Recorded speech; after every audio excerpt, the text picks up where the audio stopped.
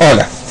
Bueno, vamos a seguir la última etapa de reptiles que veníamos viendo, que era el grupo de los amniotas, de los reptiles, las aves y los mamíferos. Y en esta última etapa vamos a ir hacia aves y mamíferos. Hoy solamente vamos a hacer hincapié en las aves. Esta imagen ya la recuerdan de videos anteriores, ¿no? Que es el grupo de los amniotas, que han tenido este gran invento que ha sido el huevo amniota y que ha permitido independizarse de la Tierra, ¿no? Lo han tenido los reptiles, los primeros que se han independizado de la Tierra. Lo han tenido las aves, acá tenemos un águila arpía, y lo han tenido los mamíferos, acá tenemos un zorrino como ejemplo. Decíamos que, y lo habíamos dicho en el video anterior, si no repásenlo, en esta conquista del medio terrestre, que los amniotas habían desarrollado o habían logrado tener este huevo amniota allá hace 245 millones de años, ¿no? Sobre los finales del Paleozoico, y este huevo amniota era el que protegía al embrión con estas membranas extraembrionarias, el corion, el amnios y el alantoides. El amnios, una cavidad con líquido alrededor del embrión para protegerlo. El alantoides para la respiración y residuos. El corion también, que se utiliza para la respiración. Y esta cáscara con poros que también permite, no también, sino que permite el paso de aire y la respiración del embrión. Cosa que también vimos con los dinosaurios en la clase anterior, y que vimos que la fosilización y donde han aparecido huevos embrionados de dinosaurios fue porque se taparon esos poros por el agua y ha muerto el embrión en su interior. Teniendo esto, que es la verdadera conquista del medio terrestre, vamos a pasar a un grupo que, como ya he dicho varias veces, son las aves. Se los ve como un grupo separado, aparece en viejos libros de biología como un grupo separado de la clase aves, pero en realidad son reptiles. Dentro de los reptiles tenemos las aves, o sea que las aves son realmente reptiles, algo que también mencionamos en la clase de dinosaurios. Vamos a ver y analizar las características fundamentales y distintivas de las aves. Las principales características de las aves es este cuerpo fusiforme con un cuello más o menos largo. Algunos es bastante corto, como los paseriformes, y en algunos bastante largo, como en un cisne, pero que tiene un cuerpo bastante aerodinámico para facilitarle el vuelo o la natación. Las extremidades anteriores están adaptadas para el vuelo, o sea, son extremidades con un desarrollo de lo que serían los dedos de las manos, formando los sostenes del ala, ¿sí? Formando un ala destinada para volar. Obviamente no todas las aves vuelan, e incluso los pingüinos, lejos de volar, nadan, y está totalmente modificado y atrofiado esta adaptación, pero en su gran mayoría hay una adaptación de extremidades anteriores para el vuelo, precisamente para la sustentación en el aire, ¿sí? Y las posteriores, las patas de atrás, según los hábitos, para sostenerse en troncos, para caminar si es en suelo, o para nadar si es en el agua, en el caso de los patos, o bien en garras, en el caso de aves carroñeras o de caza, como una lechuza, un águila, como vimos antes, el águila arpía, los estrigiformes, ¿no? Las aves rapaces. Bien, esto como característica en las extremidades. La cobertura epidérmica está formada por plumas y escamas. Escamas en las patas. Las patas, si uno mira o recuerda cuando vio un ave que las patas son grises, lo que encontramos en las patas son escamas. Y plumas que recubren todo el cuerpo. Plumas que le sirven para volar, las de las alas, y plumas que le sirven para mantener su temperatura, los plumones del pecho, por ejemplo, y todas las cobertoras que tiene alrededor del cuerpo, que contienen y mantienen la temperatura del ave. No poseen glándulas sudoríparas, o sea, de sudor, como tenemos los mamíferos, y sí tiene una glándula que secreta aceite en la base de la cola, llamada glándula uropigia, ¿sí? Que le utilizan este aceite para acicalarse, para pasárselo por sus plumas y lograr la impermeabilización. De esta forma lograr que el agua no penetre en ellas o no les genere un peso y les impida el vuelo. tiene un esqueleto óseo con cavidades neumáticas, o sea, los huesos en su mayoría son huecos y al estar huecos disminuye el peso, o sea, un esqueleto con menor peso que si fuese todo un esqueleto macizo. Bueno, el cráneo tiene cierta fusión, no nos vamos a meter demasiado, esto tendríamos que verlo como si estuviéramos en clase con el esqueleto. Y sí, lo fundamental es que se ha modificado esas mandíbulas con dientes que había, por ejemplo, en Patagonicus, o que había en Archaeopteryx litográfica, las aves, las primeras aves que aparecen, para formar un pico sin dientes. Y los picos también tienen distintas funciones. Si son largos, muchas veces son insectívoros, picos cortos para alimentación de granos, para poder partir granos, picos curvos muy potentes para desgarrar, en el caso de aves de captura, de aves rapaces. Gran diversidad de picos respecto a la alimentación. Y un esternón bien desarrollado, un esternón con quilla en la gran mayoría de las aves modernas. ¿Cuál es el esternón? Es el hueso que tenemos nosotros en el pecho, en el cual se unen las costillas, ¿sí? Ese es el esternón. Después vamos a ver qué es con quilla, pero los huesos, si uno se toca en el pecho, entre todas las costillas, hay un hueso plano. Ese hueso plano donde se unen todas las costillas se llama esternón. Corazón tetracameral, como ya lo hemos visto, si no, vuelvan, por favor, vuelvan al video de sistema circulatorio. Ven que es un corazón tetracameral de circulación doble y completa. Son endotérmicos, o sea, son animales de sangre caliente, mantienen su propia temperatura, tienen una respiración pulmonar muy especializada con un sistema de sacos aéreos. Este sistema de sacos aéreos permite que no quede aire residual en los pulmones y es más efectivo y pueden lograr gracias a eso el vuelo. Un aparato fonador llamado siringe por el cual pueden emitir sonidos. Algunos son sonidos simplemente de llamado, de comunicación, y otros son cantos bastante elaborados. Todos habrán escuchado, o si uno está en una zona parquizada, al aire libre, el canto, el llamado de las aves, básicamente lo hacen con este aparato fonador llamado siringe, por el cual hacen pasar el aire.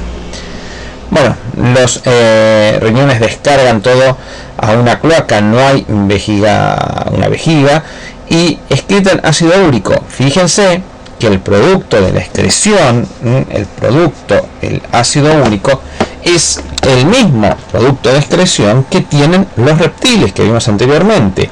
Esto de excretar ácido úrico es una ventaja adaptativa, la cual permite no derrochar o no sacar agua del organismo en donde quizás pueda escasear. Una clara conquista del medio terrestre desde el ahorrar agua. Me independizo del agua, pero tampoco la derrocho. Bueno, uno de los lugares que se puede perder mucha agua es en la excreción. Acá es reabsorbida y el excremento de lo que sería la excreción es precisamente un residuo sólido y seco. O sea, el ave no hace pis líquido, hace la cagadita blanca, ¿sí? Para que sea más claro, para que se entienda que hablamos de esta excreción.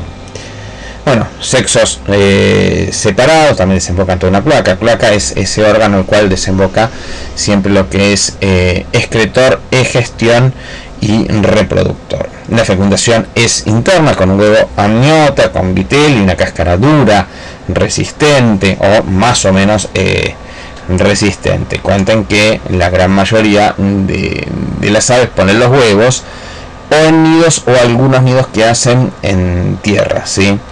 Y de hecho deben incubar esos huevos, y esa incubación de los huevos, que no la hacen los reptiles y que sí deben hacerla las aves, aunque son también reptiles, está dada por esta característica de endotermos, ¿no? O de homeotermos, de mantener su temperatura constante.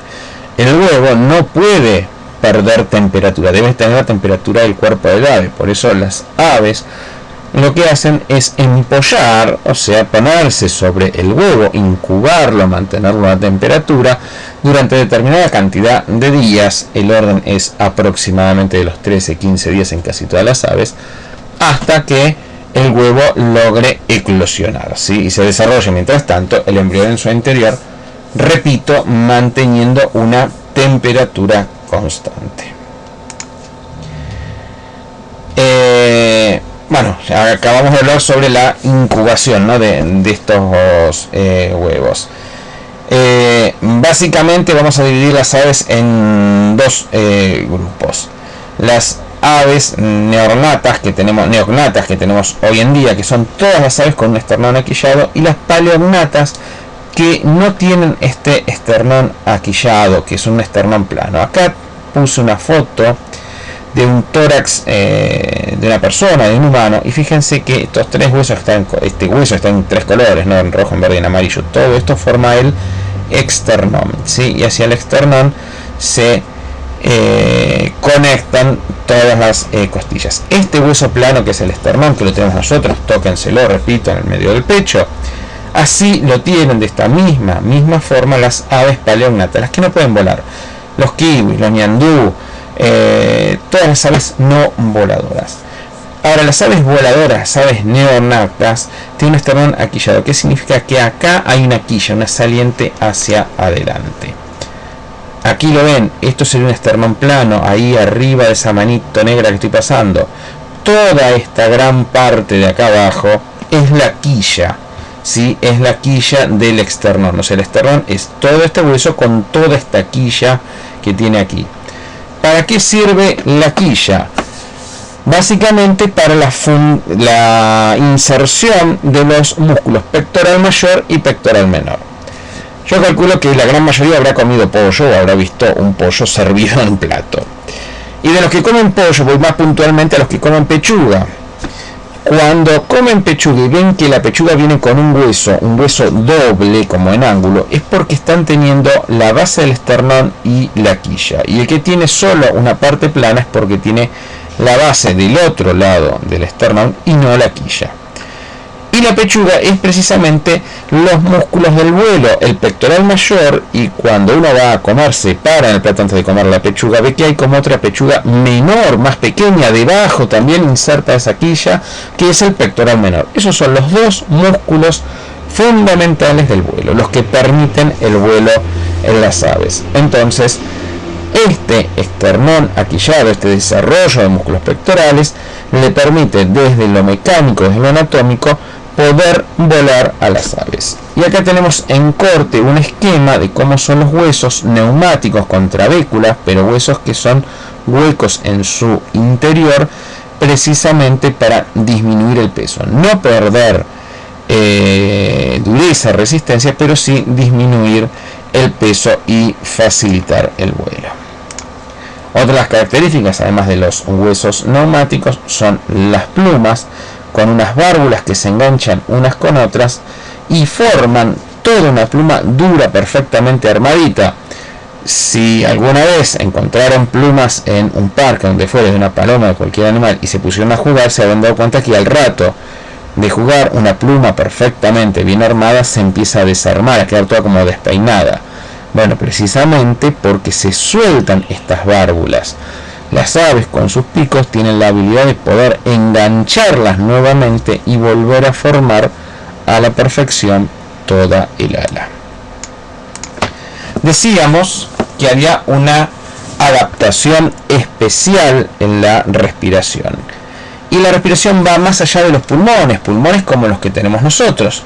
El pulmón, ¿qué hace? En el caso nuestro, ingresa aire por la nariz, va a los pulmones, se hace un intercambio gaseoso, ¿no?, de los pulmones en cada uno de los alvéolos hacia la sangre, dándole el oxígeno y quitando de la sangre el dióxido de carbono, y exhalamos aire con mayor concentración de dióxido de carbono. O sea, hacemos el intercambio y lo que nos está entrando es aire al 21% de oxígeno, pero que se mezcla con aire residual que aún tenemos en los pulmones, y ese aire residual tiene dióxido de carbono. O sea, que no llega para hacer el intercambio en los alvéolos el 21% de oxígeno, no, llega mucho menos, llega a un 18, un 17% de oxígeno, llega menos concentración. ¿Por qué? Porque se diluye, se mezcla con este aire con dióxido de carbono que queda en nuestros pulmones. Nuestros pulmones siempre, constantemente, tienen aire residual. De hecho, si uno aplasta un pulmón, lo prensa o haga lo que haga, un pulmón de cualquier animal, va a observar que siempre que se lo tire en el agua flota. Y esa flotabilidad está dada porque tiene aire en su interior. Si uno tira cualquier pedazo de carne al agua, se hunde. Si uno tira un trozo de pulmón, por más que lo procese, lo aplaste y haga lo que haga, va a flotar porque va a quedar siempre en los alvéolos, esas estructuras microscópicas, aire retenido. De hecho, fíjense cómo es el pulmón de poroso y de retener aire de manera permanente, que si se tiene que hacer una autopsia a un bebé y saber si nació muerto o murió después de nacer, se corta un trozo de pulmón, se lo coloca en un recipiente con agua, y si el pulmón se hunde significa que ese bebé nació muerto. Si flota, significa que nació vivo, o sea, aunque haya respirado una sola vez. Y eso es por la porosidad, por el tipo de estructura que tiene el pulmón para mantener aire en su interior y utilizarlo para el intercambio gaseoso con la sangre. Ahora, ¿qué es lo que modifican las aves? Las aves a esos pulmones le agregan lo que se conoce como sacos aéreos anteriores y sacos aéreos posteriores. De esta forma, el aire va a ingresar primero a los sacos aéreos posteriores y luego va a pasar a los pulmones y sacos aéreos anteriores. ¿Por qué y para qué es esto? Para hacer una secuencia en el paso del aire y sacarle la mayor cantidad de oxígeno posible. Nosotros desperdiciamos oxígeno, si queremos, en nuestras inhalaciones y exhalaciones. De hecho, cuando se utilizaba la maniobra de insuflar o respiración boca a boca en RCP, se utilizaba sin tomar una bocanada de aire, simplemente con lo que uno expelía de aire le servía a la víctima para lograr tener oxígeno como para vivir, ¿no? Junto con el masaje cardíaco. Esto ya no se hace. Si ustedes habrán tenido el taller de RCP, seguramente conmigo la gran mayoría, por lo menos los del vespertino, y saben que esto ya no se hace. Directamente lo que se hace es el masaje cardíaco, la maniobra cardíaca. Pero cuando se utilizaba y servía lo que salía del cuerpo, ¿sí? Porque tenía gran cantidad de oxígeno también. Acá las aves no, las aves aprovechan, le quitan mucho más oxígeno y hacen un flujo lineal para evitar que el aire que ingrese se encuentre con el aire que egresa y se, entre comillas, contamine o pierda su pureza, su carga de oxígeno, cargándose con dióxido de carbono del que está saliendo. Esta ventaja de la respiración es la que permitió el vuelo. Y fíjense que en toda la escala zoológica el vuelo, propiamente dicho, como vuelo en sí, no hablemos de los murciélagos que vuelan, porque tienen un vuelo muy pobre, eso no es vuelo. Yo hablo de un vuelo sostenido, como pueden tener las aves que pueden ser migratorias, como pueden tener los insectos como las langostas que pueden volar kilómetros, las libélulas y aguaciles que pueden volar kilómetros. ¿Por qué está dado? En ambos grupos, totalmente separados, ¿no? Del lado de la línea de los protostomados, del otro lado de la línea de los deuterostomados, en ambos grupos se modificó el sistema respiratorio. En las aves apareció este sistema con los sacos aéreos anteriores y posteriores a los pulmones para poder lograr no tener aire residual. Y en los insectos apareció el sistema traqueal o de tráqueas que llevaban el oxígeno directamente a cada una de las células musculares de las alas, las células motoras del vuelo. Fíjense que esta es una modificación distinta en cada grupo, pero sí el mismo sistema, la respiración, es la que logró o pudo hacer que se desarrolle el vuelo en las especies. Bien, dijimos que no todas las especies vuelan. Las aves paleognatas no vuelan. El avestruz, que lo tenemos en África, nuestro representante local es el ñandú, que lo podemos tener en los campos. Los tinambúes, tipo las perdices, estos también los tenemos en los campos. Son aves no voladoras, corren muy rápido, pero tienen un peso y un tema de el esternón no aquillado, no la inserción en los músculos, que no les permite en absoluto volar. En el caso de las aves neognatas, sí encontramos una gran diversidad de formas. Yo he puesto acá los citáxidos. Este precisamente es el guacamayo azul, está extinto desde hace un par de años. El milvago chimango, los chimangos, muy comunes en la ciudad de Buenos Aires y provincia de Buenos Aires, se los ve volando tranquilamente. El chingolo, Sonotrichia capensis, que es el ave autóctona nuestra, ya que el ave que nosotros vemos, el pájaro, acá una aclaración, ¿no? Ojo con esto de pájaros. Pájaros es este, que es un paseriforme, ¿sí? Porque es un ave paseriforme, del orden paseriforme. Pero si voy a este es un ave del orden citasiforme, entonces no puedo decirle esto pájaro, esto es un ave. ¿Sí? Si voy a esto no le puedo decir pájaro, que es un pato, es el orden de los anátidos, ¿sí? Entonces tenemos que tener ciertos cuidados con esto. Este es el orden de las falconiformes, las rapaces. Entonces cuidado con decir pájaros a todos, ¿sí? No es pájaros. Pájaros es un orden, las paseriformes, que además son el mayor porcentaje. Ahora vuelvo a esto que decíamos del chingolo, Sonotrichia capensis, y decimos que es el ave autóctona en nuestra ciudad de Buenos Aires, y encontramos en realidad tanta cantidad de gorriones. ¿Por qué encontramos tanta cantidad de gorriones? Bueno, por el gorrión en realidad se adaptó muy bien y no compitió con el chingolo, pero el gorrión fue traído a la República Argentina. El gorrión es europeo, no es un ave autóctona nuestra, ¿sí? Fue introducido. Van a encontrar, o quizás algunos lo escucharon, la leyenda de que el que lo introdujo fue Sarmiento. Sarmiento, desde el punto de vista ecológico, hizo grandes desastres, trajo de Europa las especies que le gustaban a él y las introdujo al país, generando bastante desbalance ecológico, pero en ningún momento trajo el gorrión. O sea, trajo un montón de cosas menos el gorrión. El gorrión lo trajo un cervecero de Nuremberg llamado Biecker cuando vino a la República Argentina. Pero ya habiendo pasado toda la época de Sarmiento y todos los desastres ecológicos, en el puerto de Buenos Aires le impidieron la entrada de esos gorriones, y no tuvieron mejor idea de abrirle la jaula de esos gorriones que traían, no sé, quizás pensando que iban a volar directamente hacia Alemania, hacia Nuremberg. Bueno, obviamente los gorriones no hicieron eso, porque creo, no sé si son inteligentes, pero un poco más inteligencia que los de aduana tenían, y volaron hacia la ciudad de Buenos Aires y terminaron no siendo una plaga y conviviendo muy bien con los chingolos que teníamos en la ciudad de Buenos Aires. Hoy en día conviven y a la perfección, no compiten en absoluto, ¿sí? Así que de casualidad el error no se transformó en otro desastre ecológico más. Y dentro de las aves neognatas podemos encontrar casos de adaptaciones extremas. Por un lado, los pingüinos. Que los pingüinos, fíjense que en una de las imágenes anteriores aclaré muy bien que las extremidades anteriores estaban preparadas para el vuelo, adaptadas para el vuelo. Bueno, claramente acá no, claramente son aletas, e incluso las plumas no son esas plumas que les mostré con las trabéculas, con las barbas, sino que simplemente son como pelos. ¿Qué función cumplen? Protección, mantenimiento de la temperatura, y las alas modificadas como aletas le permiten la natación. Son aves muy buenas nadadoras.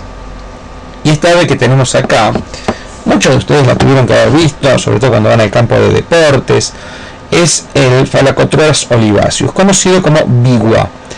Es un ave acuática, se la encuentra en toda la República Argentina, en zona de ríos. En el Río de la Plata abunda en grandes cantidades, y es un ave que se zambulle, que puede mantener la respiración durante varios minutos, y en ese mantener la respiración logra pescar sería, debajo del agua sus presas.